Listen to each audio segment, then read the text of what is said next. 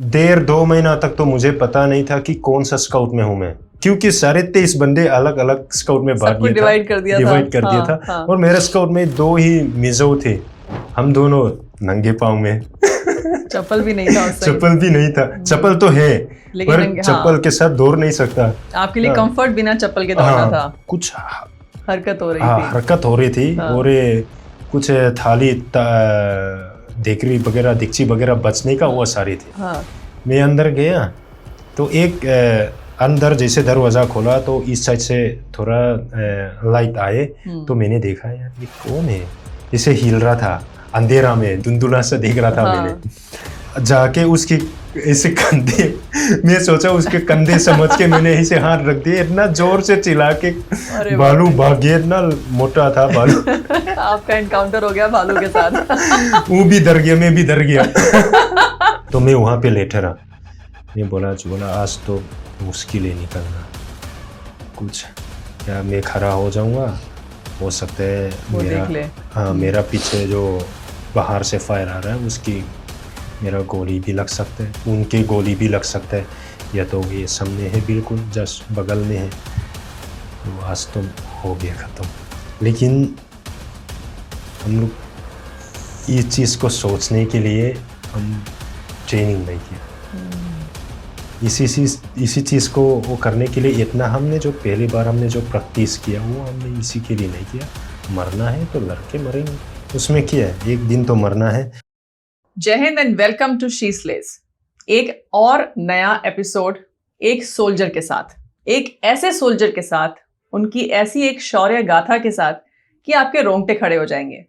आज हमारे साथ हैं नायक लोलमज्वाला शौर्य चक्र। इनको ये गैलेंट्री अवार्ड कॉन्फर किया गया था फॉर एन ऑपरेशन, जिसके बारे में वो हमें खुद बताएंगे। तो without wasting any further time, Nayak Lolamjwala, thank you so much for coming to our studio. And आपने आज टाइम स्पेयर किया और आज हमसे आप खूब सारी बातें करने वाले हैं and I can't wait to start. आपका बचपन, आप मिजोरम को बिलोंग करते हैं, एक ऐसे गांव को जहां कोई फौजी कभी था ही नहीं, तो आपका बचपन कैसा था? क्या आपका बचपन कैसा गुजरा और आप फौज में कैसे आ गए? जी, मैं मिजोरम में टुआजोल गांव मामी डिस्ट्रिक्ट से हूँ और हमारे गांव मुश्किल से 80 से 100 लोग मकान रहते थे, 80 से 100 मकान थे। और उसमें से मैं सोच रहा हूँ तो एक फौजी था, वो उस टाइम पे हमारे गांव में था ही नहीं, दूसरे गांव में सेटल हो चुका था। और एक था रिटायर होनोररी कैप्टन था, उसका नाम है सूबेदार नलमोया, वो असम रेजिमेंट का। वो भी मेरे गांव से 3-4 किलोमीटर दूर में थे, जो जहाँ पे हम हाई स्कूल की वो जाते थे। हाई स्कूल के बगल में उसकी मकान था। और वहाँ पे मैं पूछताछ करता था, जब मैं हाई स्कूल में जाता था तो मैं पूछताछ करता था कि कैसे भर्ती होते हैं, फौज में कैसे रहते हैं। उस टाइम पे मीडिया भी इतना वो नहीं था, मतलब देखने के लिए फौज को कैसा रहता है। मतलब आपने कभी फर्स्ट हैंड देखा नहीं था कि आर्मी होती कैसी जो है? हमारे गांव से थोड़ा सा डाउन में, जो हम किसान है तो पहाड़ी इलाके हैं, हमारे गांव पहाड़ी के ऊपर है, नीचे एक रास्ता मेन रोड है, वहाँ पे कुछ फौजी तो मूव करती थी। अच्छा। हाँ, उन लोग को देखते थे यार, बहुत अच्छा लगता था, यूनिफॉर्म के साथ ट्रक में बैठ के ऐसे आते थे, मैं देखते थे उसको। हम किसान थे, तो उसी से मैंने अपने होनोररी कैप्टन पेंशन जिसको मैंने बताया था, उसे मैं पूछता था उनको देख के। फिर एक दिन हमें पिक्चर था एक जॉन रंबो, वो VCR से देखा था हमने। अच्छा। ये कहाँ पे, एक हमारे गांव में एक ही आदमी के पास उस टाइम पे एक ही टीवी था और वो उसी के पास VCR था। कौन से साल की बात कर रहे हैं आप? ये 2004-2005 की उसके आसपास में थी। हाँ, ओके। और हम उसको देखने के लिए रात को उनके घर में जाते थे। हाँ, नीचे में फ्लोर में बैठ के जॉन रंबो पिक्चर या तो बॉर्डर पिक्चर हम देखते थे। उसमें मेरे को, हमें भी फौज में जाना है, ये मेरे बॉर्डर पिक्चर आपने भी देखी उस दौरान? बॉर्डर पिक्चर भी उस पहले भी देखा था, लेकिन इतना क्लियरली मैंने नहीं देखा था। जितना मेरे फोर्स में आने का मोटिवेशन मिला। जब बाद में 2005-4-5 के आसपास में मैंने देखा था। तब उस टाइम पे मैं 15-16 साल था। तब मैंने अपने में बना ली, मैं फोर्स में ही जाऊंगा, आर्मी में ही जाऊंगा। तो मैं उसी के साथ साथ में वही मैंने बताया था जो होनोररी कैप्टन, उसको मैं पूछता था कि इसमें भर्ती होता है और भर्ती कैसे करता है, डॉक्यूमेंट क्या चाहिए होते हैं, फिजिकल क्या चीज का रिक्वायरमेंट पूरा होता है। आपको उन्होंने इन्फॉर्मेशन दिया। हाँ, उसी से मैं वो करता था। और वो फ्रेश न्यू पेंशन थे, जो मतलब रिटायरमेंट अभी आए थे। हाँ, तो उसको जो हमारे ARO आइजोल में, जो हमारे राजधानी में, मिजोरम स्टेट का राजधानी है, उसके ARO का स्टाफ लोग के साथ टच में रहता था वो। उन्होंने मेरे को बताया था ये डॉक्यूमेंट चाहिए होते बेटा, ये चाहिए होते हैं, और फिजिकल ये चाहिए होते। और गांव में रहते तो हम लोग क्या है, छोटे गांव है और किसान परिवार है, तो फिजिकल में इतना ज्यादा प्रॉब्लम नहीं है। हाँ। तो दौड़ भाग में, क्योंकि बचपन से हम वो लाइफस्टाइल रहते थे। और लेकिन उसमें डॉक्यूमेंटेशन बनाने में थोड़ा सा मेरे को दिक्कत हुआ, क्योंकि ये रेसिडेंशियल सर्टिफिकेट बाद आया, ट्राइबल सर्टिफिकेट, हम ट्राइबल से, तो वो सारे चीज मेरे लिए तो यार, हम कभी बुरे शहरों में गए नहीं, तो कैसे बनाते, कहाँ पे ऑफिस है, वो ऑफिस तक भी जाना मेरे लिए तो मुश्किल था उस वक्त। कितना दूर था आपके गांव से? मेरे से ज्यादा दूर तो नहीं है, लेकिन रास्ता बहुत खराब था उस टाइम पे। अच्छा, मैं बोल रहा हूँ जो 2004 की बात कर रहे हैं। हाँ। नहीं, 2004 नहीं, तब तक तो जो डॉक्यूमेंट बनाना लग गया तो मैंने 2008 में बना। हाँ, 2008 में। उस टाइम पे ऐसे रास्ता नहीं था जो अभी, जो हमारे गांव के रास्ता थे अभी जो थे, उस टाइप का नहीं था। थोड़ा सा हमारे साइड में क्या होता है, मानसून बहुत ज्यादा बारिश गिरता है, और जब भी कंस्ट्रक्शन रोड कंस्ट्रक्शन बन जाता है, अक्टूबर से मार्च के बीच में ठीक होता है, उसके बाद फिर बारिश आके पूरा वो हो जाता है। उस टाइम पे बहुत मुश्किल था, कांस्टेंट स्ट्रगल है। हाँ। तो वहां पे मैं गया आइजोल में, तो मैं मामी डिस्ट्रिक्ट का था। मामी डिस्ट्रिक्ट से रेसिडेंशियल सर्टिफिकेट और ट्राइबल सर्टिफिकेट DC ऑफिस से लेना था। हाँ। मैं उल्टा गया आइजोल में। आइजोल में मैं गया, लेकिन एक बंदा था बहुत एडिशनल DC था। हाँ। एल खोबू करके IAS रिटायर है। अच्छा। अभी रिटायर हो गया है। ओके। उन्होंने उनकी ऑफिस में मैं गया था, DC ऑफिस में, जो हमारे डिस्ट्रिक्ट कमिश्नर की ऑफिस में एडिशनल DC था। उसके पास में गया, सर ऐसे बात है, मैं ऐसे गांव से आया हूँ, मैं फोर्स में भर्ती के लिए जाना है, ये डॉक्यूमेंट मेरे को चाहिए, कैसे बनता है। वो बहुत अच्छा आदमी था, उन्होंने मेरे को पूरा हेल्प किया। गांव से आया फोर्स में जाने के लिए, तो क्या हम कितना हेल्प कर सकते हैं करके उन्होंने अपने उससे पूरा डॉक्यूमेंट्स जो भी बना के दिया आपको। अपना क्या बोलते हैं, DC ऑफिस में से कितना रिक्वायरमेंट था उन्होंने बना के दे दिया। और उसके वो 2008 लास्ट की है, दिसंबर लास्ट वीक की बात है ये। और भर्ती हुआ था 2009 16 जून को। और हम वहाँ पे AR लामोल बोलते हैं हमारे भाषा में, AR ग्राउंड है, असम राइफल का ग्राउंड है। वहाँ पे भर्ती के लिए आए लोग, पूरा अच्छे जूता पहन के अच्छे वो आ रहे। मैं और मेरा दोस्त था, वो मेरे गांव की है, वो सेलेक्ट नहीं हुआ उसको। अच्छा। रिटन में ड्रॉप हो गया था वो। हम दोनों नंगे पाँव में, चप्पल भी नहीं था। चप्पल भी नहीं था, चप्पल तो है पर चप्पल के साथ दौड़ नहीं सकता। आपके लिए कंफर्ट बिना चप्पल के दौड़ना था। 2.6 या 2.8 समथिंग किलोमीटर दौड़ना था। तो आप नंगे पैर दौड़े? वो पूरे नंगे पैर दौड़े हम दोनों, मैं अकेला नहीं। हाँ। मेरे साथ ही था एक बंदा था, उसको रिटन में उसको क्या बोलते हैं, हाँ, आउट हो गया। वो था, हम दोनों पूरा नंगे पैर में 100 बंदे दौड़े थे, और 100 में से 5 लोग ही रख रहे। तो सब लोग पीछे रह गए और आप बिना चप्पल के आपने क्लियर कर लिया। हम दोनों ने देखा यार, उसने बोला यार सोना भाई हम दौड़ पाएंगे?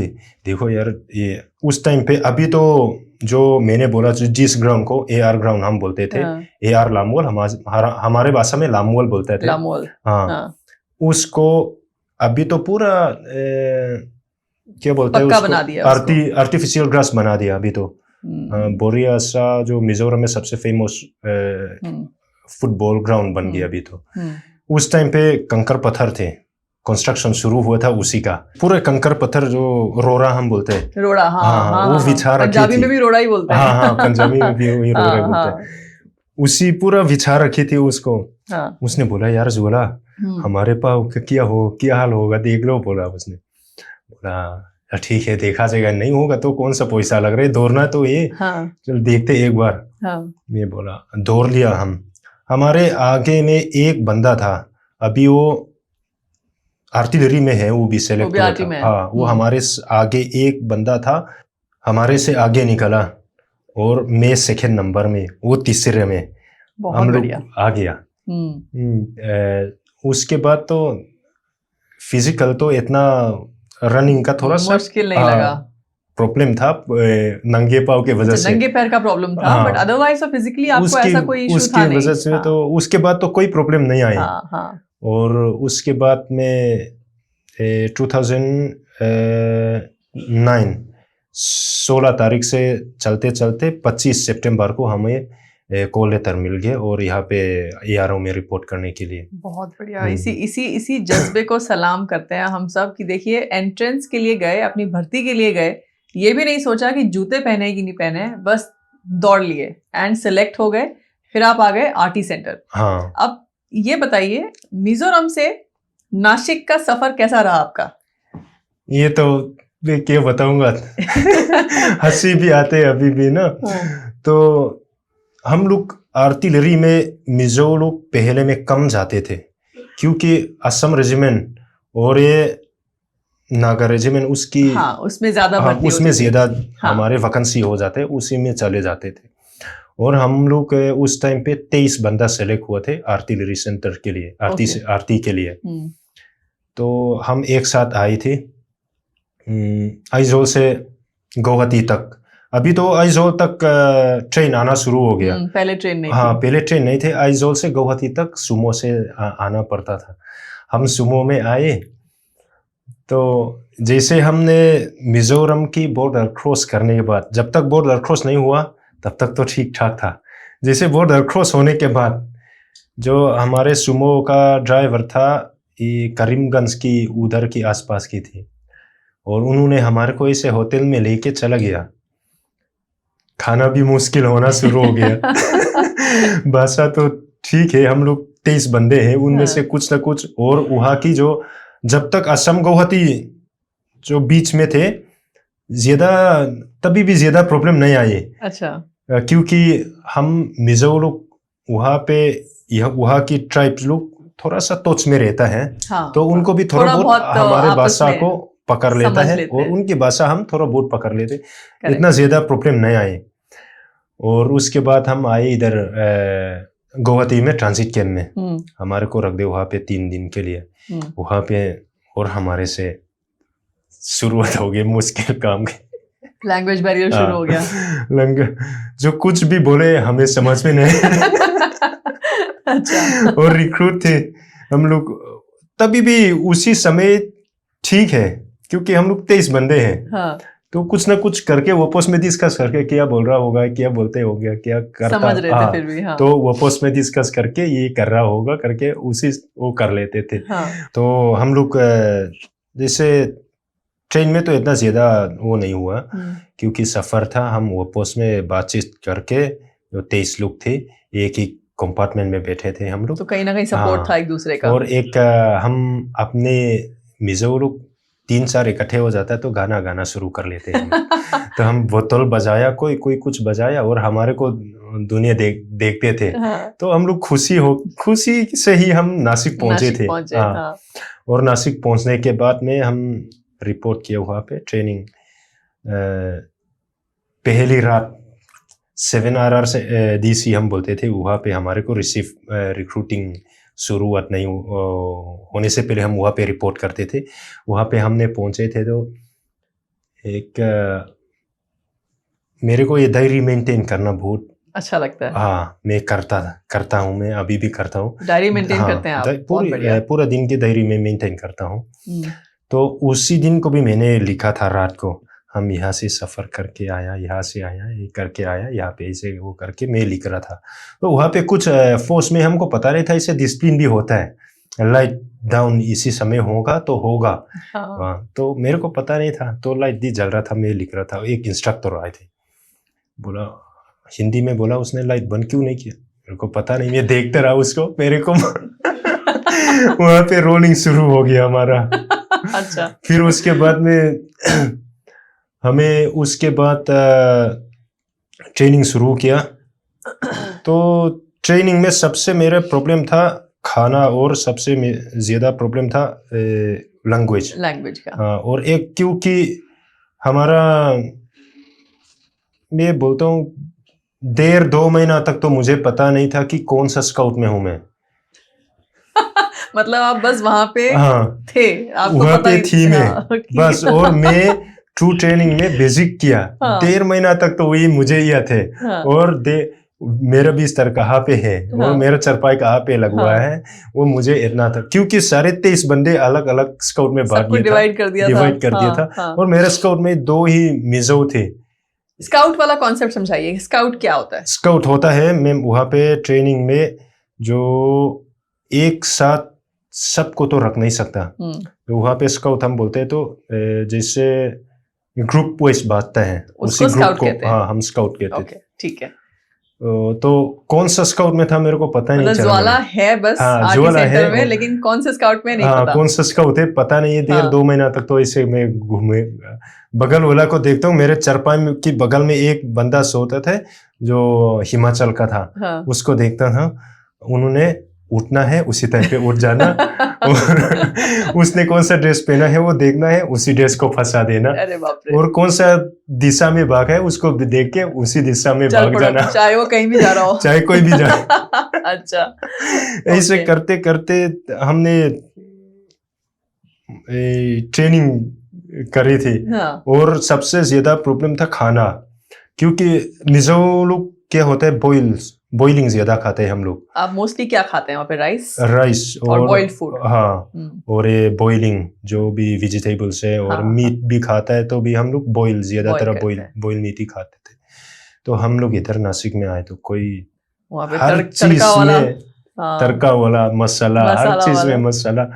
मेरे को ये बहुत प्रॉब्लम हुआ, डाइजेशन भी दिक्कत करती है। और डाइजेशन भी प्रॉब्लम कर देते हैं, और एक क्या बोलते हैं, टेस्ट भी वो नहीं हो पाते। और इतना भूख लगता था, मेरे को एक चीज खा पाते थे, उसको रोटी के साथ एक चोकोमल्क मिलता था उस टाइम पे। वो रखे रहता था, कोई खाता नहीं था, उसको मैं उठा देना और रोटी के साथ ऐसे मिक्स करके बाटू के अंदर में रख के टिफिन में, उसको एक रात रखने के बाद क्या बोलते हैं, रोटी और वो सारे चिपक जाते हैं, ऐसे चॉकलेट जैसे बन जाते हैं। अच्छा। उसको अपने पोच में रख देना है, जो अमेरिकन पोच पहनते हैं उसके अंदर रख देना, उसी को चलते चलते कभी कोई चुपके से खाते थे। किसी को एक्सप्रेस नहीं कर पाया कि मुझे समझ नहीं आ रहा है कि क्या बातचीत हो रही है, या आप थोड़ा सा घबरा रहे थे किसी को बताने को? क्या कारण था? कारण कुछ नहीं है मैम, वहाँ पे इतना लोग थी, कौन देखेंगे हमारे को, इतना लोग थे, अनसर्टेनिटी थी। 1000, 2000, 3000 हो सकता है ट्रेनिंग कर रहे थे, उसमें से हमारे एक बंदे के प्रॉब्लम कौन केयर करेंगे। लेकिन एक बंदा था, बहुत अच्छा आदमी था, हविलदार करण था, हमारे WT आए थे, वो हमारे स्काउट लीडर था, वेपन ट्रेनिंग इंस्ट्रक्टर। हाँ, हमारे स्काउट कमांडर था वो। उन्होंने मेरे को बोलता था, हर डेली एक हिंदी शब्द सीख के आओगे तुम्हें। अच्छा। हाँ, नहीं सीखेगा तो अगले दिन सुबह उसके फर्स्ट पीरियड अगर WT में चले जाता तो मेरे को पूछ लेता क्या सीख के आया, ये मिजो क्या सीख के आया। मैं नहीं बता पाएगा तो उधर ही रोलिंग शुरू, जब तक उसके क्लास खत्म नहीं होता रोलिंग शुरू। मतलब उन्होंने इंश्योर किया कि आप हिंदी आराम से सीख जाएं। तो कितना टाइम लगा आपको बातों को समझने में लोगों का? उधर की सेंटर में जो हम लोग ट्रेनिंग सेंटर में जो तकरीबन बातें सीखने में मेरे को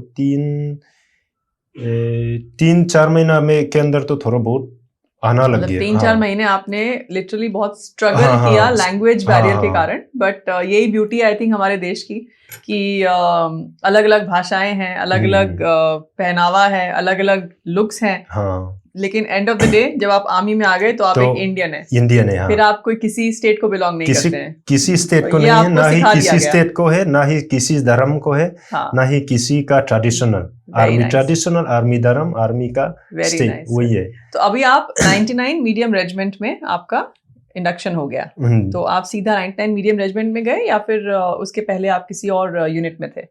नहीं, मैं सबसे पहले मैं 99 मीडियम रेजिमेंट में ही पोस्टिंग किया था। उसी समय में हमारे यूनिट फील्ड रेजिमेंट था। अच्छा। उस टाइम पे ले में था, और मेरे यूनिट में 3 मिजोरम का 3 बंदे पोस्टिंग हुआ था। मैं और एक मिजोरम का चकमा करके हम बुलाते हैं, वो साउदर्न मिजोरम के अंदर अलग ऑटोनोमस काउंसिल में रहता है वो लोग। वो चकमा वो है, वो हमारे भाषा और उनके भाषा मिलते नहीं है। मिलते हैं थोड़ा सा, उससे एक कंफर्ट भी हो जाता है, लैंग्वेज का समझ में आ जाता है। ओके। तो हम दोनों एक साथ गए थे, और जो तीसरी आदमी था थोड़ा बाद में आए थे। हम लोग हमारे यूनिट उस समय ले में निम्बू में था। अच्छा, निम्बू में था। तो हमारे को बोला उधर जो मूवमेंट ऑर्डर में पकड़ा दिया, जम्मू टोई में रिपोर्ट करना। तो यूनिट का किसी का हमने कांटेक्ट नहीं किया। सबसे पहले तो हमारे कुछ समझ में नहीं आ रहा था किसको पूछना है। तो हम ट्रेन में बैठ लिया, जम्मू टोई में आ गया। ये चंडीगढ़ में रिपोर्ट करके ये लोग फ्लाइट से चले जाते थे, अपने आर्मी फ्लाइट से। तो हमको पता नहीं था, हमने जम्मू टोई में रिपोर्ट कर दिया। और हम चलते जा रहे हैं, कहाँ जा रहे हैं पता नहीं। हाँ, डेली हमारे को बस में बैठना है, चलना है, पूरा दिन बस में बैठना है। ट्रांजिट कैंप आएगा, उधर लंच, उसके बाद अगले ट्रांजिट कैंप में नाइट होल्ड। ऐसे चलते जा रहे हैं, श्रीनगर पहुंचे हम लोग। उस समय में इतना जो अभी जम्मू टू श्रीनगर के बीच में जो हाईवे बने, रास्ता बने हैं, अभी तो बहुत अच्छा हो गया। 2010 में इतना अच्छा नहीं था, तब रोड्स अलग थी।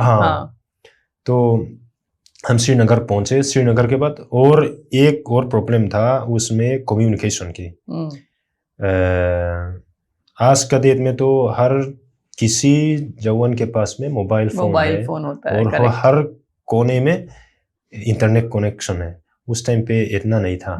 लोग के पास में कुछ लोग के पास में मोबाइल फोन था, लेकिन हमारे पास था ही नहीं। तो हम चलते जा रहे हैं, और उसके बाद में हम द्रास पहुंचे थे। था एल्टीट्यूड थे। हमको पता नहीं था द्रास में होता क्या है, और वहां पे इतना बालू थी। अच्छा। शुरू में मैं और जो मेरा दोस्त था चकमा था, हमारे को नया आए तो उन लोग ने बोला यहाँ पे 3-4 दिन रुकना है, कॉन्वॉय आगे नहीं जा रहे हैं, तुम्हारे यूनिट यहाँ से और आगे है, और वहाँ तुम लोग यहाँ पे रहोगे, तो तब तक तुम लोग यहाँ पे रहोगे तो JCOMS में थोड़ा सा यही ड्यूटी है करके हमारे को बता दिया। तो हम JCOMS में थोड़ा बहुत काम करते थे, और रात अंधेरा होते ही मैं तो लग रहा था इतना मोटा कुत्ता कहाँ से घूमता है।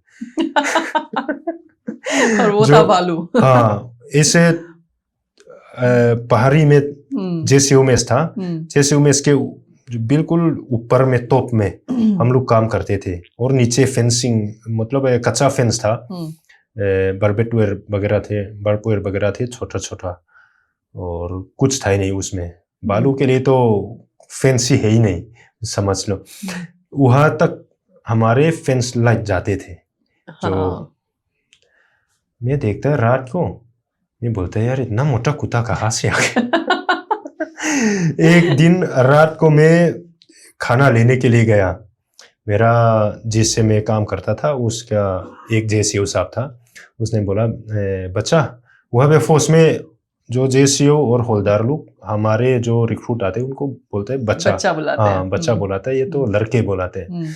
तो बोला यार थोड़ा सा मैं लेट हो गया, खाना ले आओगे क्या? बोला रात हो गया था, 8-9 बजे लगभग थे। यार ठीक है सर, मैं लेट कहता हूँ। मैं थाली लेके गया उधर, लंगर के जो हमारे डाइनिंग हॉल के बिल्कुल जस्ट ऊपर में जो ऐसे रेक जैसे बना रखे थे, उसके ऊपर पतीला रखे थे, उसमें एक ऐसे अंधेरा थे अंदर। उस टाइम पे हमारे जो लंगर था, ताला लगाओ मत लगाओ कोई फर्क नहीं पड़ता। बालू, और ये पक्का बिल्डिंग नहीं था, टीन शीट से बना हुआ होता था। तो टीन शीट से इसे फाड़ के अंदर घुस जाता था बालू। तो अंदर कुछ हरकत हो रही थी। हरकत हो रही थी। और ये कुछ थाली देकरी वगैरह दिक्ची वगैरह बचने का वो सारे थे। मेरा हाथ में भी टॉर्च नहीं था। मैं अंदर गया तो एक अंदर जैसे दरवाजा खोला तो इस साइड से थोड़ा लाइट आए, तो मैंने देखा यार ये कौन है, इसे हिल रहा था अंधेरा में, धुंधुला सा देख रहा था। मैं बोला ये कौन हिल रहा है। मैं जाके उसके ऐसे कंधे, मैं सोचा उसके कंधे समझ के मैंने ऐसे हाथ रख दिए, इतना जोर से चिल्ला के बालू भाग गया, इतना मोटा था बालू। आपका एनकाउंटर हो गया बालू के साथ। वो भी डर गया, मैं भी डर गया। मैं जिस दिशा से मैं आया उसी दिशा भाग गया, और जिस दिशा से वो आया उसी दिशा में भाग गया। दोनों भाग गए पीछे पीछे। ये तो बहुत ही इंटरेस्टिंग आपने बताया। तो आप मुझे कह रहे थे कि आप एक ऐसी यूनिट में थे जहां पे हरियाणा से भी लोग थे, पंजाब से भी लोग थे, जी। और आप बात कर रहे थे लैंग्वेज बैरियर। हाँ जी। तो इसके बारे में बताइए कि जब आपने इतना लैंग्वेज का इशू फेस किया, धीरे धीरे आपने सीखा, फिर अचानक से आप पहुंच गए जहां पे ठेठ पंजाबी और ठेठ हरियाणवी बोलने वाले हमारे सैनिक थे, तो वो उसका एक्सपीरियंस कैसा रहा आपका? मैं बताता हूँ। जैसे हम लोग यूनिट पहुंचे थे, हम उसी समय हमारे यूनिट की आधे लोग सरदार थे। और कुछ लोग नॉर्थ ईस्ट की, कुछ लोग नॉर्थ ईस्ट में उसी समय नॉर्थ ईस्ट का बंदा 6 या 7 बंदे थे। और कुछ लोग बिहार से, और कुछ लोग इधर के, ज्यादातर ये क्या बोलते पंजाबी लोग थे। आधा पंजाबी बोलने वाले थे वो लोग। तो हम आए तो एक दिन आके 3-4 दिन हुआ होगा, हमारे बीच ने बोला था, सरदार था, आचार्यजीत साहब था, उस होनोरारी कैप्टन से रिटायर हो गया वो। उसने बोला, ए पुत्र इतने आना, इनू पानी रख देना, इतने ही लिपाई कर देना। इससे बोला, पूरा मेरे को दिखाया, अच्छी तरह से दिखाया उसने। लेकिन मेरे को समझ में नहीं आ रहा था कि ये एक घेरू टाइप का है। वो लेके आया था। Gheru is like a red paint. हाँ। वो घेरू टाइप था, घेरू नहीं लेकिन वो मिट्टी था, बहुत हार्ड मिट्टी। उसको मिट्टी पानी में भिगोता था, और उसी से हम हमारे फायर पॉइंट वगैरह जो है वो हम लोग लिपाई करते थे। तो मैंने बोला था, मैंने सुना था साहब ने मेरे को बोला है ये पानी में भिगोना। उसके बाद उसने क्या बोला, सारे पंजाबी ठोक रहा है, मेरे को समझ में नहीं आ रहा क्या बोल रहा है। मैं उसको, सुबह के टाइम थी वहाँ पे, हाई एल्टीट्यूड थी, पीटी होता नहीं, लेकिन सुबह जल्दी उठते हैं। 7 बजे करीब हमारे को वो रूटीन स्टार्ट हो जाती थी। 7 बजे करीब मेरे को यही बोला था। मैंने भिगा के तो रख दिया, भिगा तो दिया, और अगले करना क्या है मेरे को पता नहीं। उधर ही खड़ा रहे मैं, वहां पे खड़ा रहे मैं, और क्या बोलते हैं उसको, खाना लंच टाइम हो गया। अच्छा, दोपहर हो गई। हाँ, दोपहर हो गया, खड़ा रहे मैं वहां पे। और वो ऑफिस में अपने काम कुम करके सब कुछ करके लंच ब्रेक हो गया, वापस आया, तभी मैं उधर खड़ा था। ओ तेरे पुण्या की कर दिया। उससे मैंने बहुत मुश्किल, मतलब सरदारों लोग और ये हरियाणा के जो पंजाबी बोलने वाला उसके साथ, अभी तो थोड़ा बहुत मैं भी हिंदी क्या बोलते हैं पंजाबी भी बोल के सुनाइए पंजाबी में। जैसे कि क्या सीखे आप पंजाबी में? ये थोड़ा बहुत सीखा मैंने, ज्यादा नहीं।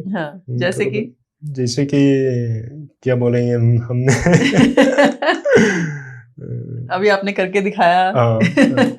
तूने की कर दे यार, तू ही यार ये नहीं करना था, ऐसे कुछ हमारे को बता दिया अपने क्या बोलते एक्शन। अब आप हरकतों से समझ जाते हैं या भाषा समझ लेते हैं? हरकतों से उस टाइम पे तो इसको एक्शन के साथ समझ में आते थे। बहुत बढ़िया। बहुत बढ़िया। तो अच्छा, एनीवेज, तो अभी आप मुझे एक बहुत ही इम्पोर्टेंट हम टॉपिक पे आते हैं जिसके कारण आज हम यहाँ बैठे भी हैं। जी आपको शौर्य चक्र से नवाजा गया जी। और जिस ऑपरेशन में आपने हिस्सा लिया था जिसके कारण आपको ये अवार्ड दिया गया, जी जी, उसके बारे में हमें कुछ बताइए कि ये ऑपरेशन क्या था, कहाँ हुआ, जितनी डिटेल्स आप हमको ऑन कैमरा बता सकते हैं जी। तो दर्शकों के लिए कुछ बताइए कि क्या था इस ऑपरेशन में ऐसा जिसके कारण आपको इतना बड़ा ऑनर दिया गया। मैम, एक तो मैं आर्टिलरी यूनिट में आए थे। आर्टिलरी यूनिट जैसे हमारे यूनिट थे, ले से हम लोग निम्बू से हम लोग मेरठ में आ गया था। और आर्टिलरी में जब कॉन्टिजेंसी वॉरफेयर होता है तब आर्टिलरी हिलता है कॉम्बैट फाइट के लिए। नहीं तो अपना रूटीन वाइज ट्रेनिंग करते रहते हैं, पीस टाइम जैसे। हाँ, पीस टाइम जैसे हमारे, क्योंकि वो हमारे काम वही है। तो इंसर्जेंसी वगैरह में हमारे हिस्सा लेना बहुत मुश्किल होता है। तो हम लोग निम्बू से मेरठ आए थे तो हमारे ट्रेनिंग शेड्यूल स्टार्ट हो गया था और मैं बैंड पार्टी में था, जास बैंड में था। और गिटार वगैरह बजा के थोड़ा सा गाना गुना गा लेते थे इंग्लिश में। तो मैं बैंड पार्टी में था और हमारे ट्रेनिंग शेड्यूल बैंड पार्टी के साथ साथ में और ट्रेनिंग शेड्यूल चलता था। मैं ड्राइवर थे, ड्राइवर का ट्रेनिंग ड्राइवर वो चलते थे। मेरे को जो मैंने ड्रीम किया था आर्मी में आके ऐसे लड़ाई लड़ूंगा, ऐसे ऑपरेशन में जाऊंगा, ऑपरेशन में जाऊंगा, और वो थोड़ा सा दूर महसूस होना लगा मेरे को। मेरे को बोरिंग होना लग गया। फिर मैंने एक हवलदार था, उसको महेंद्र नाथ सर है, अभी वो भी रिटायर हो गया। उसको मैंने पूछा था, सर हम लोग ऐसे क्या करते रहते हैं यार, मेरे को थोड़ा बहुत इधर उधर जाने का मौका नहीं मिल सकता है कि मैंने पूछा था। उसने बोला क्यों नहीं यार, ये तो आप क्या बोलते पैरा ट्रूपर्स के लिए आप फॉर्म भर दो, अप्लाई करो और वॉलंटरी हो जाओ, पैरा में चले जाओ, या तो आप आरआर चले जाओ। बोला, फिर मैंने पूछा सर आरआर में ज्यादा होता है कि पैरा के साथ में ज्यादा होता है? वो उन्होंने मेरे को बोला था, तुम एक काम करो, पैरा में जाओ, पैरा में ठीक रहेगा तेरे लिए, क्योंकि वहाँ पे तुम ट्रेनिंग करोगे, वहाँ पे प्रोविजन करके उसके बाद तुम उधर ही सेट हो जाएंगे। और 9 पैरा SF के लिए करना, मेरे को यही बताया था। फिर मैंने किसी आदमी से मैंने फॉर्म मंगवाए थे, वॉलंटरी फॉर्म भर के। और मैं बैंड पार्टी से था तो मेरे CO के पास जो मेरे वॉलंटरी फॉर्म गया तो मेरे को पूछा क्यों ऐसे जाना, क्यों चाहते हैं इसमें, पैरा के साथ में क्या करना चाहते हैं, मेरे को पूछा। मैं बताया साहब ऐसे ऐसे बात है, और आर्टिलरी में तो ये बस हमारे ट्रेनिंग शेड्यूल ही होते रहते हैं और मेरे को कुछ एक्शन चाहिए, एक्शन और मतलब एडवेंचर्स और कुछ करना चाहता हूँ, मैं बोला था। उसने बोला ठीक है, एक काम कर बेटा, तुम अगर पैरा में हो जाएंगे तो परमानेंट हो जाएंगे, तुम यूनिट में वापस आना मुश्किल हो जाएगा, इसीलिए तू RR चले जाओ। बोला उसी समय मेरे सर्विस 3 साल ही पूरा हुआ नहीं था, पूरा ट्रेनिंग मिला के। फिर मैं बोला ठीक है सब, तो हम आ गया RR में। अच्छा, भर्ती आपका हो गया सिलेक्शन RR के लिए? RR के लिए मेरे को नाम टिक करके मैं आ गया, भेज दिया आपको? हाँ, भेज दिया था। ये 2012 मार्च की बात है। ओके, कौन सी RR में थे आप? 18 RR में। 18 RR में थे।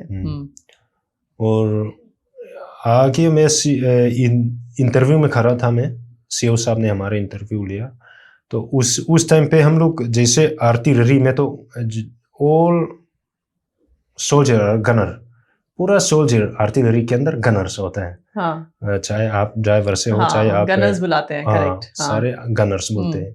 और जैसे RR में हम जाते हैं तो राइफलमैन, कोई वो अपना ट्रेड नहीं है वहाँ पे, अपना कोई कुछ नहीं है, सारे अपना राइफलमैन होता है।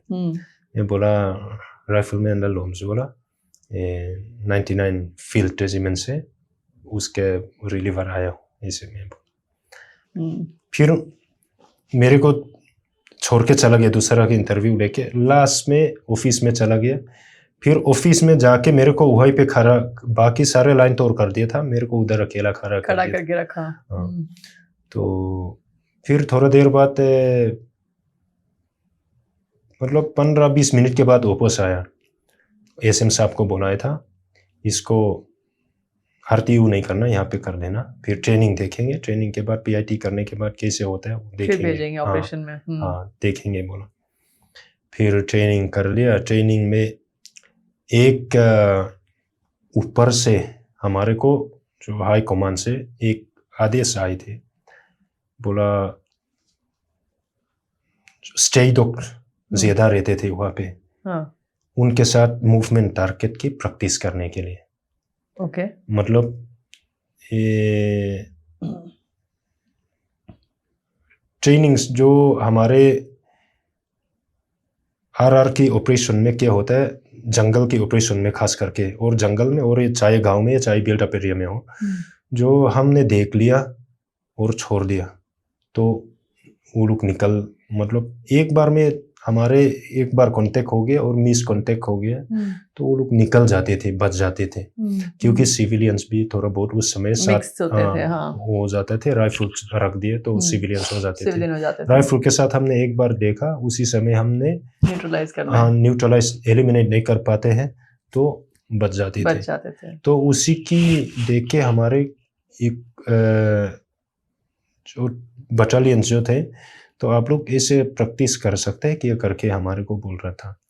तो स्टेज डॉग्स के से हम लोग ने वो किया था। हमने आपकी प्रैक्टिस वैसे हुई वहाँ पे? हाँ, उसी के साथ स्टेज डॉग्स के साथ हुई थी।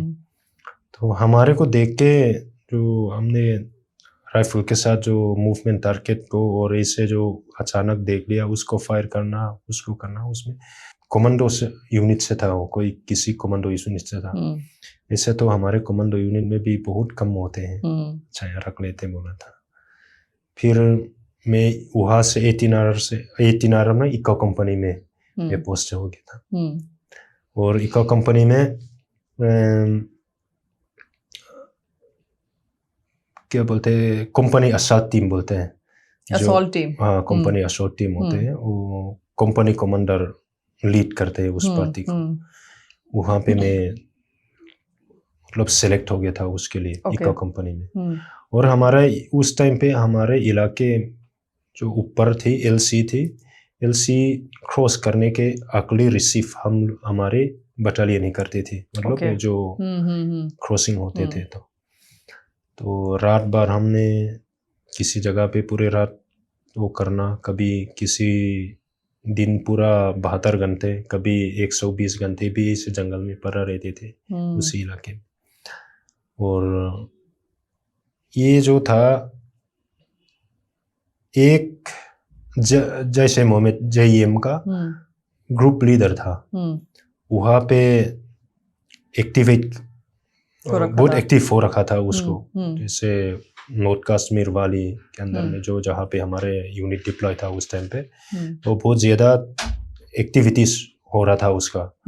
वो बहुत मतलब वो बहुत सालों से थे। हम लोग भर्ती होने से पहले से उसी लोकेशन में एक्टिव था। और उसके काम थे जो इन्फिल्ट्रेट हो जाते हैं उसको रिसीव करना है, और कहाँ पे उन लोगों ने ऑपरेट करना है उसने डिस्ट्रीब्यूट कर देना उनको। उसका काम था। वो लीडर था एक। हाँ, बहुत लीडर था, हाई वैल्यू टारगेट थे हमारे लिए। अच्छा। तो वो उसको एक दिन हमारे कंपनी के ऊपर में एक रिच थी, और वो रिच जाके बोरे पहाड़ी में मिल जाते, जंगल थी, सारे फॉरेस्ट थे। उसके अंदर में उनकी जो उस साइड से आई थी, जो मतलब एलसी के उस तरफ से इन्फिल्ट्रेट होके आए थे, उनको रिसीव करने आई थी। तो हमारे AOR के अंदर जो एक दूसरे यूनिट, छोटा यूनिट जो है, उनके साथ एक छोटे यूनिट आई थी। AOR मतलब एरिया ऑफ रिस्पांसिबिलिटी। हाँ, एरिया ऑफ रिस्पांसिबिलिटी होते हैं। उसकी अंदर में हम क्या कहेंगे उसको, जंगल बोरा था, और डिप्लॉयमेंट करने के बाद भी कुछ जगह पे ऐसे हिस्सा छूट जाता है, तो उस जगह को पूरा करने के लिए हमारे बटालियन के अलावा कुछ दूसरा बटालियन से कुछ लोग आके वहाँ पे मतलब जो गैप्स थे उसको फिल करने के लिए लगाया गया। ओके।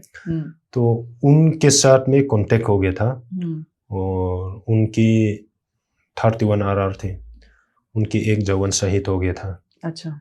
तो उसके बाद में उसी कांटेक्ट में, उसी एनकाउंटर में अपना एक कैजुअलिटी हो गया था, और जो ग्रुप लोग थे, मिलिटेंट ग्रुप लोग थे, वो लोग भाग गया था गांव की तरफ, और उसमें 7-8 लोग थे, और 7-8 लोग सिविलियंस बन के गाड़ी में बैठ के चला गया, निकल गया था। और एक जो था वो बंदा थे, उनके लीडर था, उसी गांव में रुक गया था। अच्छा। और उसके 10 दिन के बाद हमारे को इनपुट मिले थे कौन सी घर में रुका है, और 22 जुलाई 2013 रात को हमें ऑर्डर मिला था उस घर को कॉर्डन करने के लिए हमारे टीम को, हमारे ग्रुप को, जो हमारे कंपनी असोर्ट टीम जो यहाँ पे थे, सब ने हमारे को मैसेज पास किया था उसी जगह पे, उधर ही जाके एक मकान को हमने कॉर्डन करना है। उन्होंने बोला, रात थी, बारिश भी हो रहे थे कश्मीर में, कश्मीर वाली में, नॉर्थ कश्मीर वाली में खास करके, जैसे किसी की महीने हो, एक बार बारिश आ गया तो माइनस में चले जाता है टेम्परेचर। और उसी रात को भी इतना बारिश हो रहे थे, और क्या बोलते हैं, थंडरिंग वगैरह हो रहा था। तो नीचे जो बारिश आके नीचे जो जमीन पे उसको क्या बोलते हैं, पानी जाते हैं ना, तैरते हैं, उसको बर्फ शीशा की तरह हो जाते हैं, वो हो जाते थे। उसी रात को भी ऐसे ही हुआ था। 11 बजे के आसपास में, ज्यादा दूर भी नहीं था हमारे कंपनी से, लगभग वो 1.5-2 किलोमीटर दूर में था वो मकान। अच्छा। बिल्कुल दमान में, जैसे रिच आके वाली के साथ मिला, जो वाली और जो रिच के जो उसके बीच में, हाँ बिल्कुल उसके में था। तो हम लोग गए वहाँ पे, वो लोग जो मिलते लोग भी है सिविलियंस के साथ, उनके लिंक अब बहुत अच्छे होते थे, और उनको इन्फॉर्मर बहुत, हर जगह पे उनको कुछ ना कुछ इन्फॉर्म देने वाला मिलते थे। तो हम ये कंपनी से निकलते ही उनको भी पता लग जाता है, हाँ इन्फॉर्मेशन मिल जाता था, ये लोग कंपनी से निकल गया है, किस तरफ गए, किस तरफ गए। तो हम लोग 11 बजे, करीब 11 बजे हम कंपनी से निकला, तो ऐसे निकलना पड़ रहा है। उसी रात को ऐसे जो हमारे कमांडर लोग ब्रीफ किया था हमारे को, बोला किसी को पता नहीं चलना चाहिए, और उस मकान को कॉर्डन करना है। कुत्ते बहुत होते थे कश्मीर में, आपने देखा होगा तो एक बहुत फेमस उनके सीप के लिए, भेड़ुओं के लिए ब्रीड होती है, भेड़ुओं के लिए एक कुत्ता रखते हैं। वो लोग बहुत चौकन्ना होते हैं। उनकी घर से 100-150 मीटर दूर में भी जाओगे आप तो भी वो जाकेगा, भौंकना शुरू कर देगा। अगर वो बिना मतलब से वो भौंकता भी नहीं हो, एक तो एक फोर्स को देखेगा वो भौंकेगा, और एक जानवर, भालू और एक चीता और तेंदुआ वगैरह देखेगा तभी भौंकेगा, अलर्ट करने के लिए। और उनको पता है कि फौज के ऊपर कैसे भौंकता है और जानवर के ऊपर कैसे भौंकता है, सब उनको, क्योंकि उनकी जिंदगी ऐसे ही है। तो जो मिलिटेंट्स थे वो तो लोकल के साथ, तो उनको तो आइडिया रहता होगा ना, कि ये किस लिए भौंक रहा है। तो मैं स्काउट चल रहा था, स्काउट चलने वाला था, चला ही नहीं, चलने से पहले मेरे को बोला, जो बोला कुत्ते को भी पता लगना नहीं चाहिए वहां पे हम जा रहे हैं। ठीक है सब, हो सके इतना कोशिश करेंगे। मैं स्काउट चल रहा था, हमने अपने तैयारी किया, टेक्टिकल गियर पहना, अपने राइफल चेक किया, सब ठीक, हम निकल गया।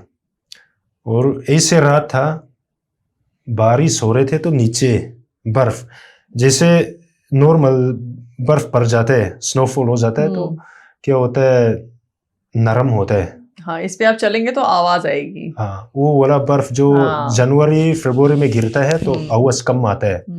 और जब जून जुलाई में बरसात में बारिश आता है तो उसमें शीशा जैसे होता है, हार्ड हो जाता है। हाँ, बिल्कुल हार्ड हो जाता है, खरक खरक करके आवाज आती है, जूता के बहुत आवाज आती थी। तो हम चलते चलते चलते उधर एक मेन रोड में भी नहीं गया। अगर मेन रोड के साथ हम जाएगा तो बहुत आसान था, लेकिन मेन रोड में जाएगा वहाँ पे तो मुश्किल हो जाते हैं हमारे लिए। तो मेन रोड के किनारे में एक पानी, उसके लिए कनल बनाते हैं वो लोग, जो खेत के लिए, उसी जगह से हम लेके गए थे। और बर्फ की टूटने के आवाज आते थे। तो आधा रास्ता में सुमन एक जगह था, नाला, दोनों नाला वहाँ पे मिलते थे, और थोड़ा सा अखरोट का पेड़ थे, और वहाँ पे विजिबिलिटी कम रहते हैं दूर से भी। घर भी वहाँ पे, मकाने भी थोड़ा सा दूर दूर में रहते हैं। तो सुमन साहब ने बोला, जोला जूता पहन के ज्यादा आवाज आते हैं, जूता खोल के चलते हैं। अच्छा, फिर नंगे पैर गए आप बर्फ के ऊपर? फिर मैं बोला, है क्यों बोला? उसने बोला सबको इकट्ठे किया, मतलब बातचीत भी ऐसे, कैसे बोलेंगे, हवा जैसे चल रहे ना, हाँ, खुस-फुस करके बात करना है। हाँ, बोला सबके पास स्पेयर सॉक्स है ना? बोला स्पेयर सॉक्स तो है। बोला जूता खोल दो। जूता हमने खोल दिया, दोनों लेस बन के कंधे में। फिर हम गया, वहां से पे चल रहे हैं आप? हाँ, नंगे पाँव में। और नंगे पाँव में चलने के बाद ये जो पाँव का नीचे वाला हिस्सा जो जूते के सुन पड़ जाता है, सोल से नरम होता है। चलते चलते तो इतना प्रॉब्लम नहीं है, जब पहुंचने के बाद मुझे पता लगता है, हाँ हम बर्फ के ऊपर चले। दर्द होता है इतना पाँव में।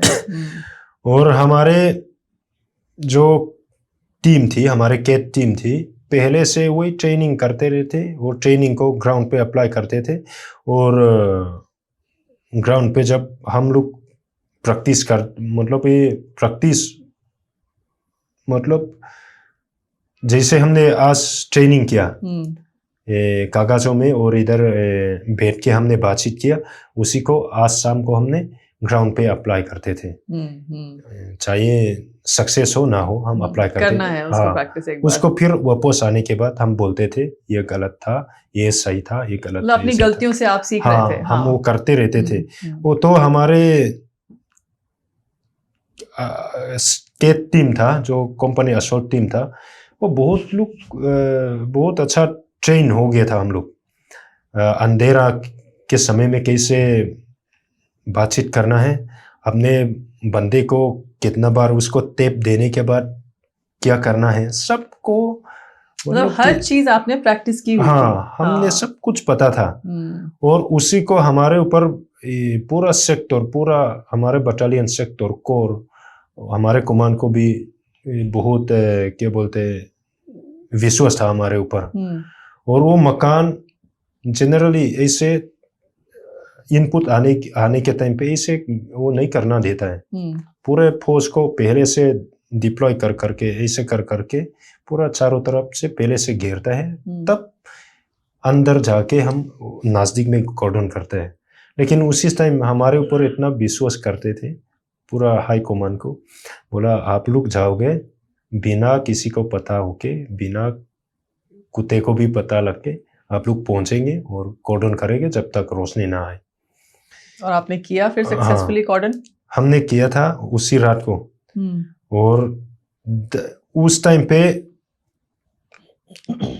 अभी भी है, बॉडी पैर नजरी मिलाप में होना चाहिए, ऐसे होते थे। लेकिन वहां की जमीन की बनावट 10 लोगों की एक मकान घेरना, आई कांटेक्ट में मुश्किल वो है। भी रात को मुश्किल है।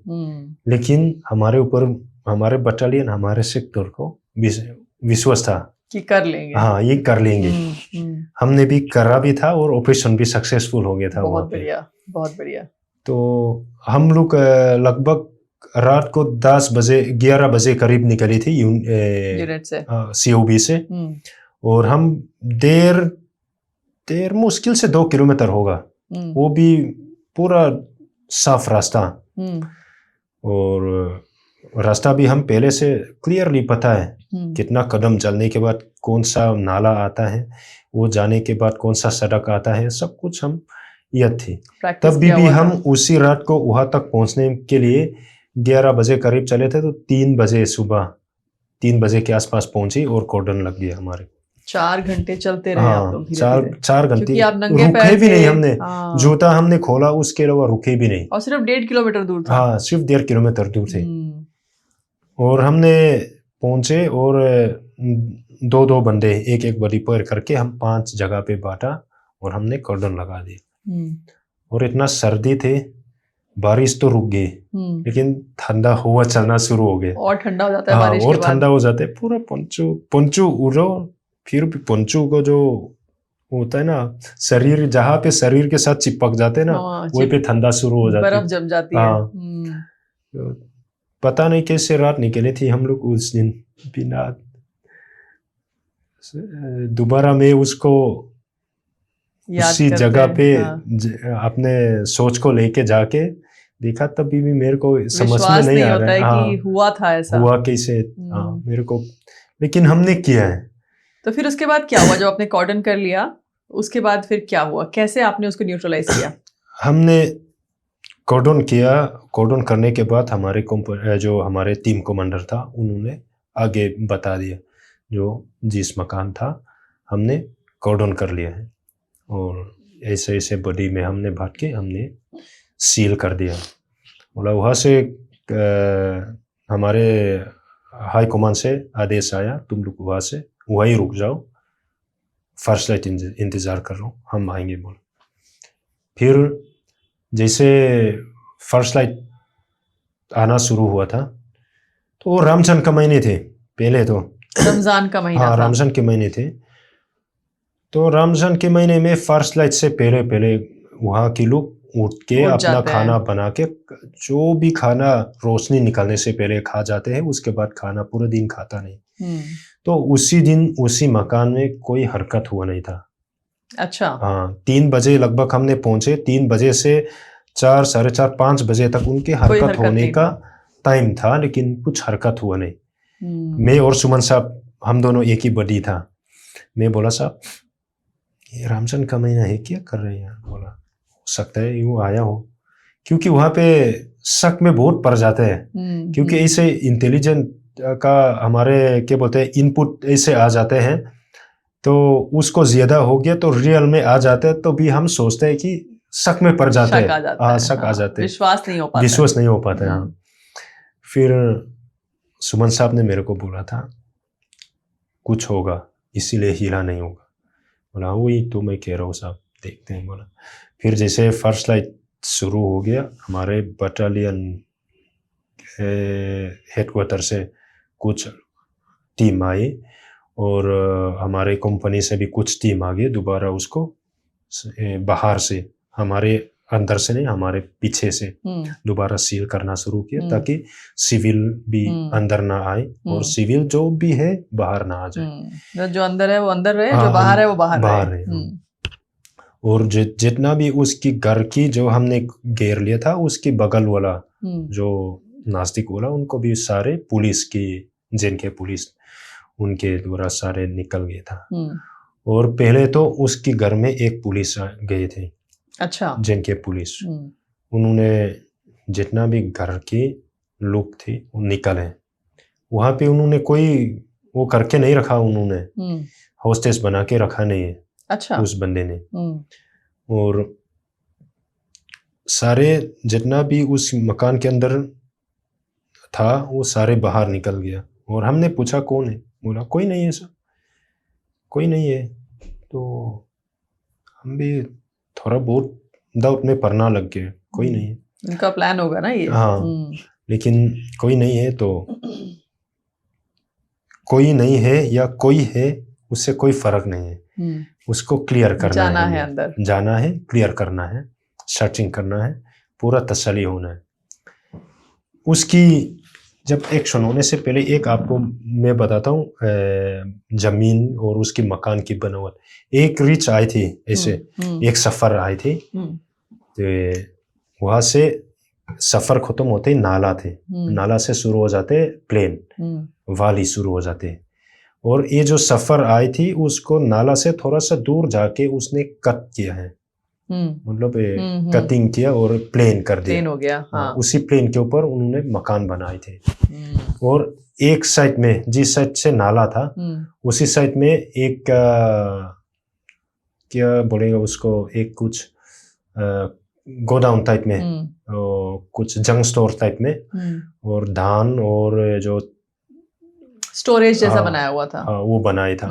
और उसकी बिल्कुल बगल में जो रिच की पहाड़ी ऊपर, पहाड़ी की जो दीवार था, उसके सटक में उन्होंने एक मुर्गों के लिए मकान बना रखा था। देखने में दोनों बिल्कुल नॉर्मल है। हाँ। कुछ आप देखोगे किसी नजर से भी आप देखोगे कोई शक नहीं होगा।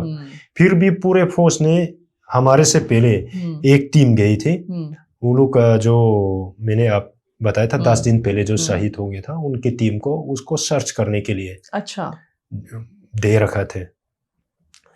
तो आप लोग, उन्होंने सर्च कर लिया, पूरा लिविंग हाउस देख लिया, और जो भी स्टोर था वो भी देख लिया, और जहाँ मुर्गा की घर बनाया था वो भी देख लिया, वो भी मतलब लगभग देख लिया, लेकिन गहरा से नहीं देखा।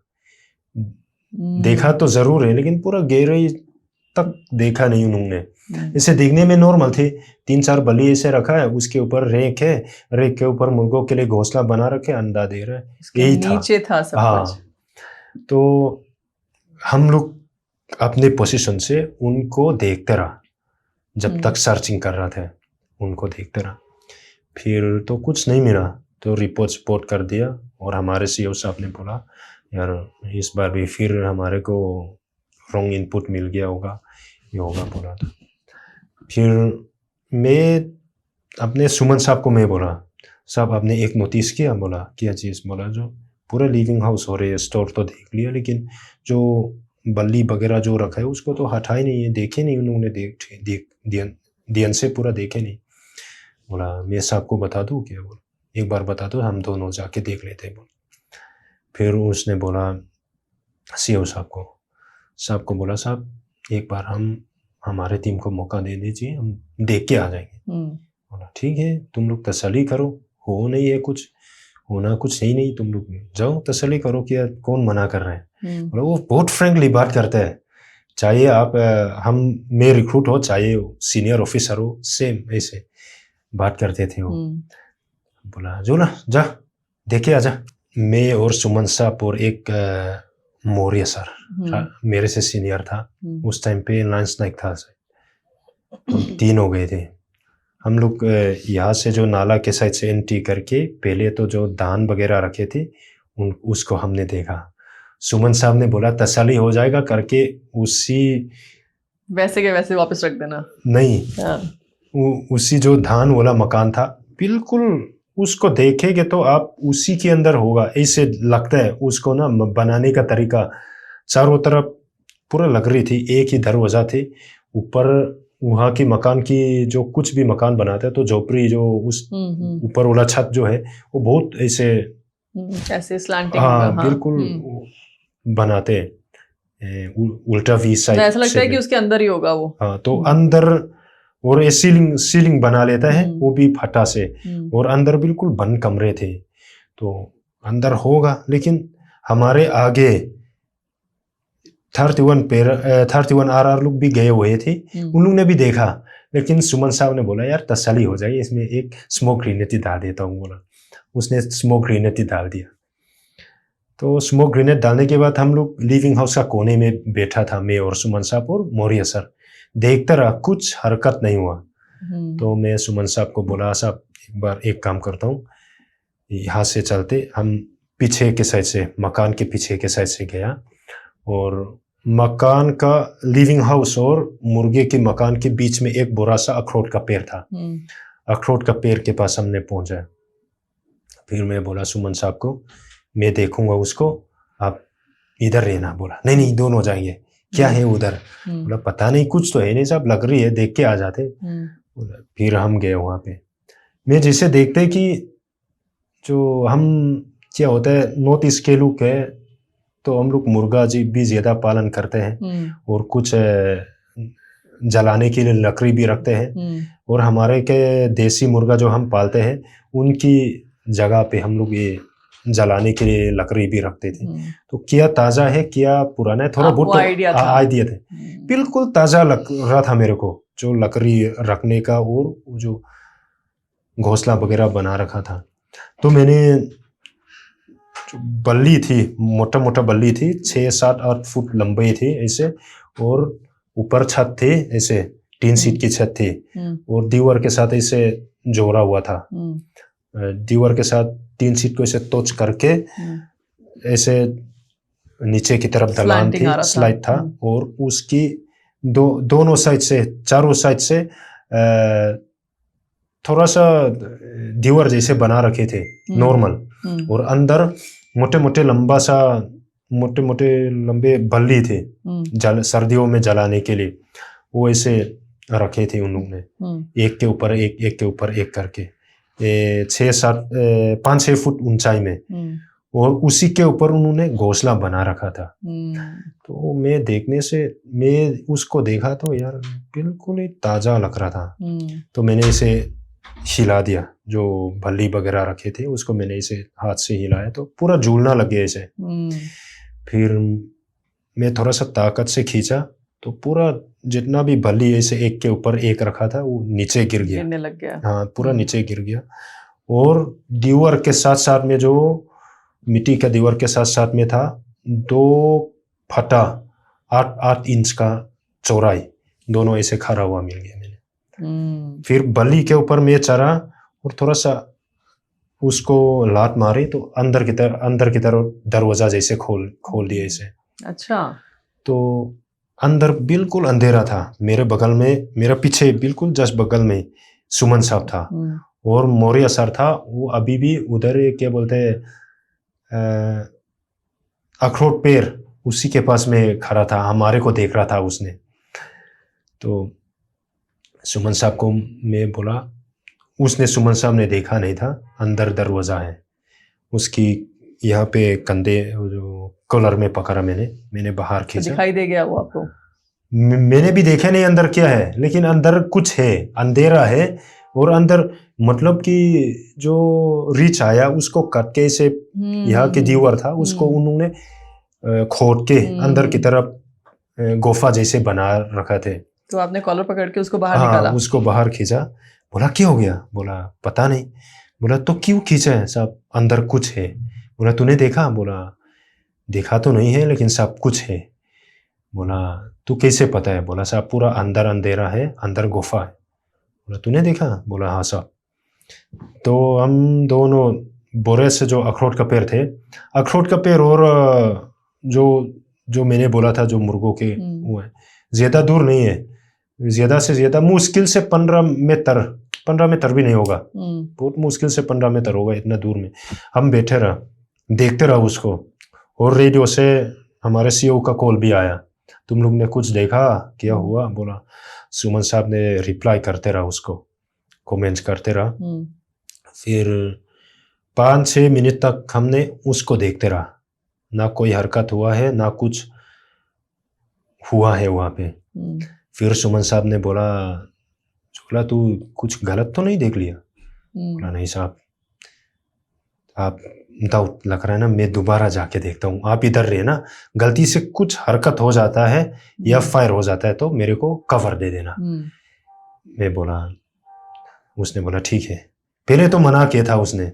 मैं बोला उसके अलावा साहब हमारे पास उसको प्रूफ करने का कोई रास्ता नहीं है, ना आपको मैं जाना दूंगा ना ये मौर्य सर को जाना दूंगा। हम 3 लोग हैं यहाँ कॉर्डन के अंदर, उसको प्रूफ करने वाला हम ही है, बाकी कोई नहीं है।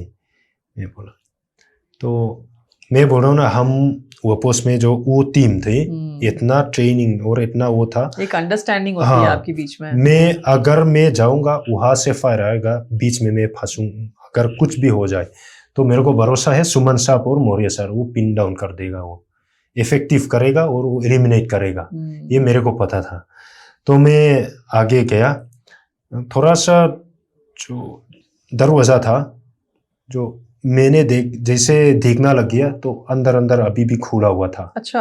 हाँ, तो मेरे को समझ गया था अगर मैं ऐसे सीधा सीधा जाऊं तो सीधा आपको लगेगा, सीधा वो फायर करे मेरे को लगेगा। मैं अपने क्रोलिंग करता हुआ उसके पास में पहुंचा, जो लकड़ी था, मोटे मोटे लकड़ी था, उसकी बगल में पहुंचा मैं।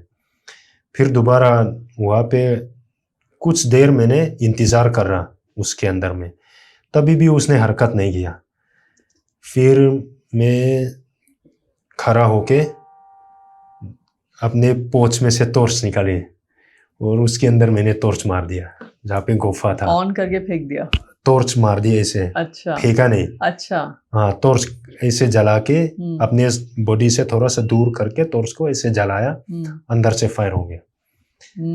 मेरा टॉर्च बाद में हमने ढूंढ के देखा तो जहाँ पे मेरे हाथ में था उतना ही बचा है, बाकी कहाँ गया पता नहीं, एक ही टुकड़ा भी नहीं मिला। अरे बाप रे, मतलब आपको लग सकती थी उस समय को? हाँ, और ये जैसे लगता है कि मेरे जो प्लेट पहने थे मैंने बुलेट प्रूफ जैकेट, उसमें किसी ने बारिशी हथौड़ा से किसी ने जोर से मारा है मेरे को, तो बुलेट लगी होगी मतलब। हाँ, तो मैं नीचे गिर गया, थोड़ा सा सांस में प्रॉब्लम आई थी। उसके बाद कुछ देर फायर बंद हो गया, मुझे लगा कि मैं तो मर गया। तो मैं उसी टाइम पे मैं नीचे लेट रहा था, उसी टाइम पे मेरा दिमाग में ऐसे होता है, मैं उसको एक्सप्लेन भी नहीं कर सकता उसके टाइम पे हमारे दिमाग में क्या चलता है। मेरे को लग रहा था कि मैं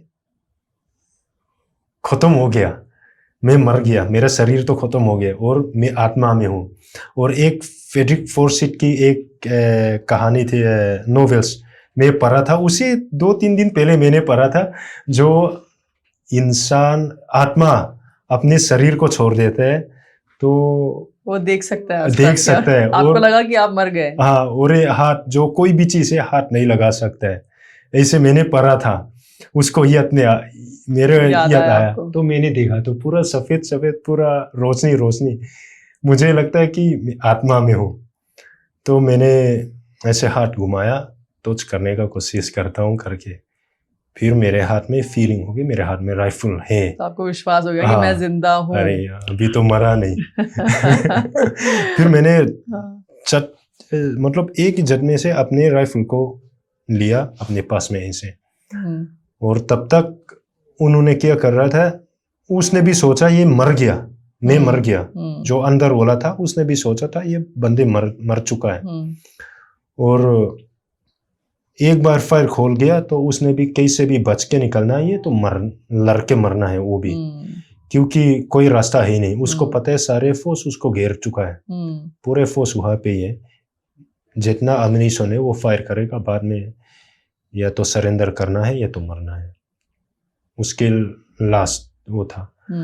तो मैं नीचे लेटे रहा, जहाँ पे जो वहां से ज्यादा दूर नहीं, मैं बोल रहा था 15 मीटर मुश्किल से होगा, वहाँ पे सुमन साहब और मौर्य सर बैठा था, वहाँ पे जो वो लोग हरकत करते थे उसी की तरफ उसने 2-2 या 3-3 ऐसे सिंगल राउंड मार देना, लेकिन इफेक्टिव फायर नहीं किया उसने।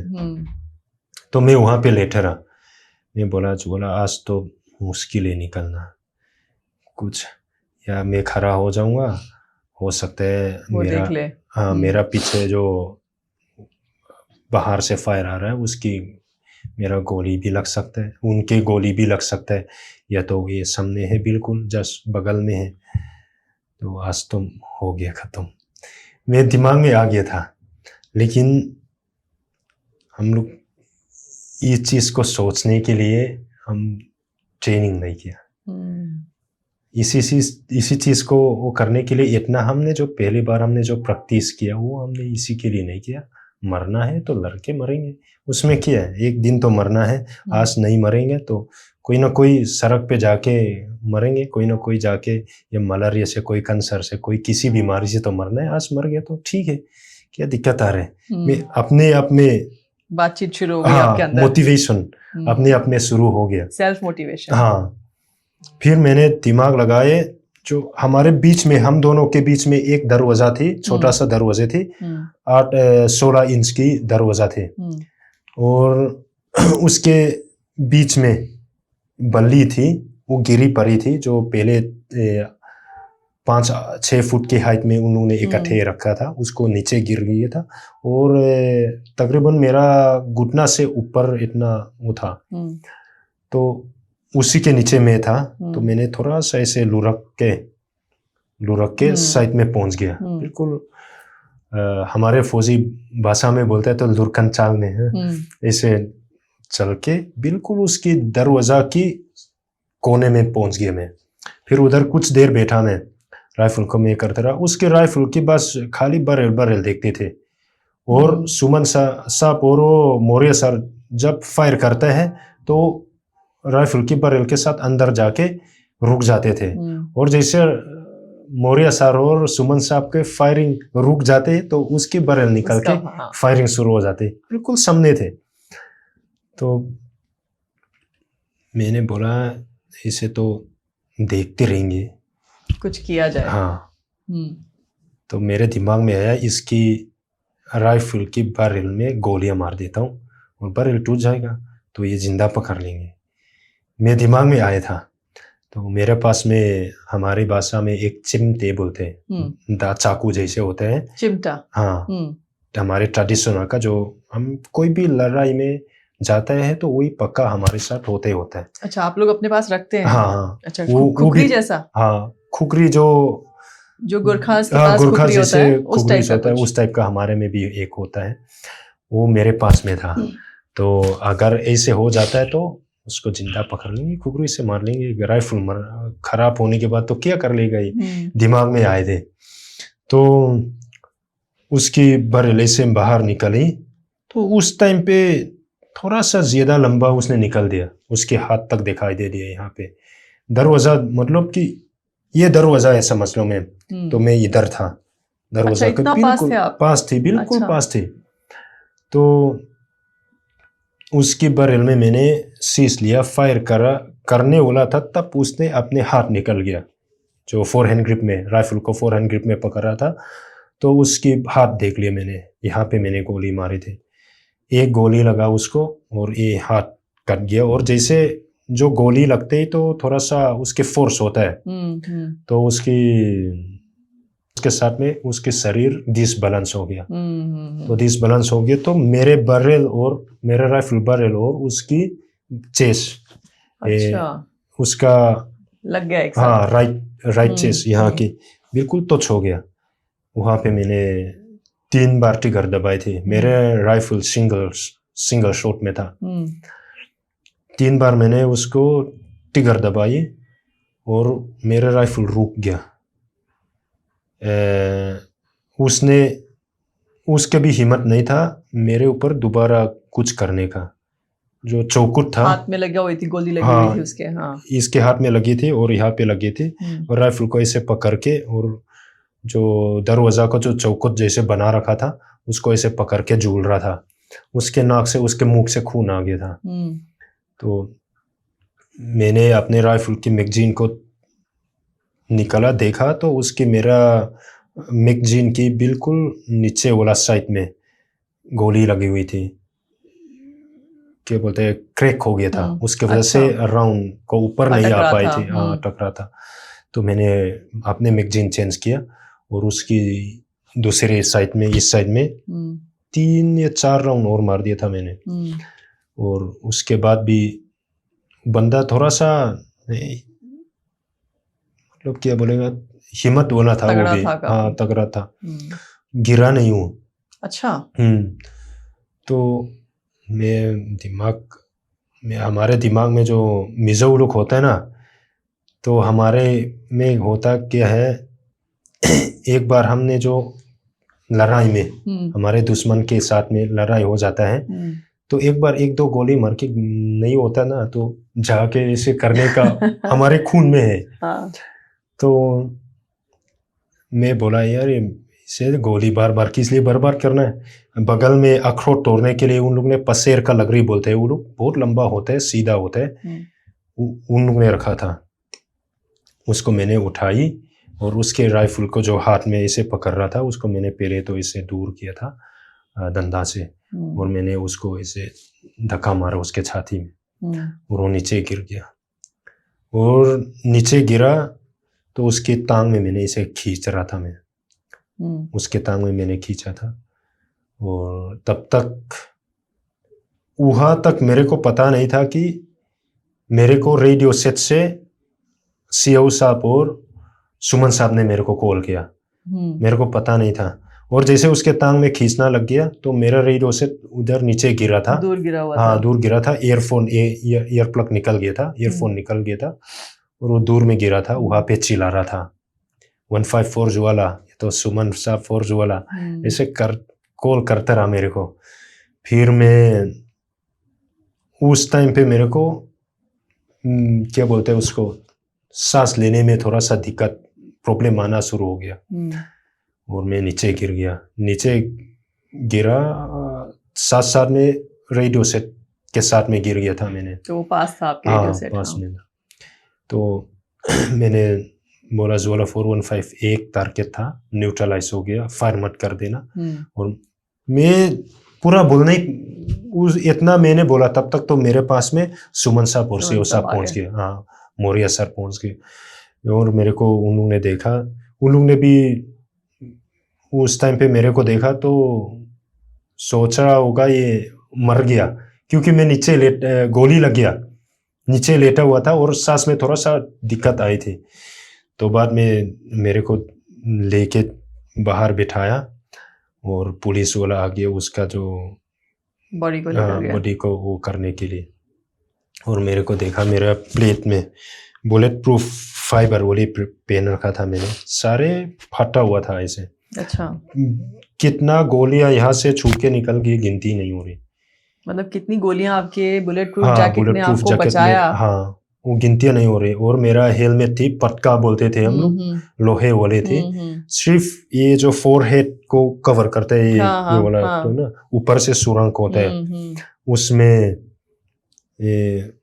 6 या 7 जगह पे ऐसे गोलियां निकलने का लगी थी मतलब। हाँ, मेरे को वही चीज तब तक जो उसके साथ में फायर फाइट था, तब तक कुछ पता नहीं चला। मैंने जैसे उसको बंदे जब मैंने एलिमिनेट करके जैसे उसके टांग में खींचा, तब मेरे को सांस में प्रॉब्लम आना लग गया और थोड़ा सा चक्कर आना महसूस हुआ था। और उसके बाद अपने मेरे को थोड़ा साइड में बिठाया और बोला तुम ठीक ठाक तो है? बोला हम, मेरा शरीर देखा, कोई किसी जगह पे खरोच नहीं आई उसका। तो पुलिस वाला ने उसका डेड बॉडी निकल के आइडेंटिफाई किया। तो वही हमने पिछले 10 सालों से मतलब हाई वैल्यू टारगेट थे, हमने ढूंढा था। जेईएम का इतना बड़ा हाई वैल्यू टारगेट था जिसको आपने न्यूट्रलाइज किया। हाँ जी, बहुत बढ़िया, बहुत बढ़िया। आपकी ये कहानी सुनते सुनते बस मेरे को लग रहा है मूवी देख रही हूँ मैं, एक मूवी का सीन की तरह मेरे को चल रहा था कि कैसे सब कुछ हुआ होगा। और जो आपने जिया वहां पे, वो तो मेरे ख्याल से कोई एक्सप्रेस कर ही नहीं सकता। आप वर्ड्स में बताने की कोशिश कर रहे हैं, लेकिन मुझे पता है कि आपके दिमाग में वो मूवी चल रही है इस वक्त। आप उसको पूरा जी रहे हैं इस वक्त। इसी शौर्य को हमारा सलाम है। और आपने जो कर दिखाया है, ये मौका भी किसी किसी को मिलता है, किसी को मिलते हैं। कितने लोग फौज में आते हैं इसी जज्बे के साथ कि कुछ कर गुजरना है, लेकिन वो कर गुजरने का मौका जो है वो किस्मत वालों को मिलता है। और आपने जो किया है उस जज्बे को सलाम है। बहुत अमेजिंग लगा मुझे आपसे ये बात सुन के। लेकिन आपने बीच में एक बार कहा था कि आप बैंड में थे और आप गाना गाते थे। तो जाने से पहले, इससे पहले कि आप यूथ को एक मैसेज दें, मैं आपसे एक गाना सुनना चाहूंगी, क्योंकि मेंशन कर ही दिया है, तो आई वांट ऑडियंस टू सी कि कितना टैलेंट भरा हुआ है हमारी फौज में। एक गाना हो जाए। ठीक है। तो इंग्लिश गाते हैं, हिंदी गाते हैं, या अपने मीजो भाषा में कौन से लैंग्वेज में गाएंगे? मैं इंग्लिश में गाता हूँ। ओके। मरले हागाट की गाना थे। ओके। लोनसम फ्यूगिटिव करके एक गाना है। ओके। कंट्री म्यूजिक के अंदर आते हैं। कोई गाना मैं आपको सुनाता हूँ। चलिए, हम सब सुन रहे हैं आपको। Down every road there's always one more city. I'm on the run, a highway is my home. I'm lonely, but I can't afford the luxury for having one I love to come along. See it only slow me down, they catch up with me. For he who travels fastest goes alone. Down every road there's always one more city. I'm on the run, a highway is my home. ये गाना मेरे को बहुत बढ़िया, बहुत बढ़िया, colonel मजा आ गया। अपार मेरे तो रोंगटे खड़े हो गए पसंद आपके गाना थे। सुन के। बहुत ही अमेजिंग। Thank you. ये आपके कर्नल ने आपको सिखाया है गाना? हाँ जी। बहुत उम्दा, बहुत उम्दा। आई एम श्योर आप तो और भी बहुत अच्छे अच्छे गाने आपने गाए होंगे बैंड में। टाइम अगर होता तो मैं आपसे और भी गाने सुनती, बट डेफिनेटली आपका ये जो गाना था उसमें एक ऐसी क्या बोलेंगे, इट टचेस योर हार्ट। क्योंकि एक तरफ आप कहानी सुना रहे हैं जहां आपको सांस लेने की मुश्किल हो गई थी, इतनी गोलियां लगी थी, वो बुलेट प्रूफ जैकेट ने आपकी जान बचाई, और दूसरे पल में आपने इतना सुंदर गाना सुनाया मुझे। Thank you so much. और जाते जाते जो हमारी यूथ है, जो हमारे यंगस्टर्स हैं, जो आप जैसे शूरवीर जो मिजोरम की धरती से आए हैं और इतना बड़ा आपने एक आपको अवसर प्राप्त हुआ कि आप अपना शौर्य दिखा पाए और शौर्य चक्र के साथ आपको नवाजा गया। It's a big pride, it's an honour हमारे लिए कि मैं आपके साथ बैठ के आज बात कर रही हूँ। यही मैसेज आप सबके लिए है कि इंडियन आर्मी से बढ़ के कोई फोर्स नहीं है इस दुनिया की। One of the finest forces है हमारी इंडियन आर्मी या इंडियन एयरफोर्स या इंडियन नेवी कह लीजिए। All of you all come forward, fill the forms, भर्ती करिए अपने आप को फौज में, या फिर 12th के बाद या ग्रेजुएशन के बाद अप्लाई करिए for OTA, IMA, NDA 12th के बाद। So there are so many ways आप आर्मी में आ सकते हैं। ये वंडरफुल यूनिफॉर्म को आप डॉन कर सकते हैं, और ये यूनिफॉर्म पहनना इटसेल्फ एक गर्व है। आप वो जो गर्व है उसको आप महसूस ही कर सकते हैं, उसको आप शब्दों में नहीं बयान कर सकते। So for all of you, Nayak Lalam Jwala, thank you so much. आप हमारे स्टूडियो में आए, आपने इतना अमेजिंग गाना सुनाया हमें, और जो आपने हमें अपनी शौर्य गाथा सुनाई उसको लेकर आज हम यहीं पे अपना पॉडकास्ट एंड करते हैं। और and I will see all of you again with somebody as special as him and with another story.